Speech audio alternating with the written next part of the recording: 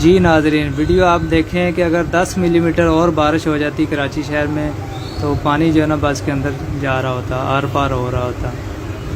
तो सिंध गवर्नमेंट को पता भी है कराची में जब बारिश होती है तो पानी रोडों पे खड़ा हो जाता है। तो हमें कोई बसें ऐसी बनवानी चाहिए थी जो ऊंची होती। जैसे वीडियो के एंड में देखना W11 कितनी ऊंची है, उसमें तो पानी का मसला ही नहीं, पानी अंदर जा ही नहीं सकता। भले 100 मिलीमीटर बारिश हो जाए फिर भी पानी नहीं जाएगा अंदर।